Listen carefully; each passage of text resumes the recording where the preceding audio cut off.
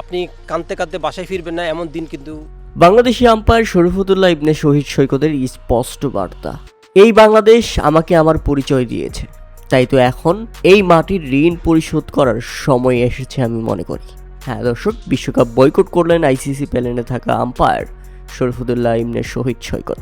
বাংলাদেশ দলের পর বাংলাদেশি আম্পায়ার শরীফুদ্দোল্লাহ সৈকতও বিশ্বকাপ বর্জন করেছেন।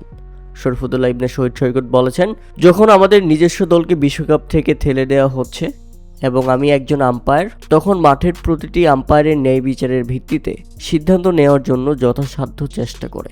কিন্তু যখন আমাদের দলের সাথে অবিচার করা হয়, আমাদের দেশের সাথে অবিচার করা হয় এবং তাদেরকে বিশ্বকাপ থেকে ছিটকে দেওয়া হয়, তখন শ্রীলঙ্কা ভারতে অনুষ্ঠিত টি-20 বিশ্বকাপে আম্পায়ারিং করা আমার পক্ষে কোনোভাবেই সম্ভব নয়। আমাদের জন্য আমাদের দেশের চেয়ে বড় আর কিছু হতে পারে না। আমরা আমাদের জাতীয় সম্মানের সাথে আপোষ করি না। আমি জানি যে বিশ্বকাপে আম্পায়াররা প্রচুর অর্থ উপার্জন করবে, কিন্তু আমাকে যদি কোটি কোটি ডলারের প্রস্তাবও দেওয়া হয়, তবুও আমি আমার দেশের স্বার্থে তা প্রত্যাখ্যান করব। কারণ এই দেশ আমাকে পরিচয় দিয়েছে, এখন এই মাটির ঋণ পরিশোধ করার সময় এসেছে।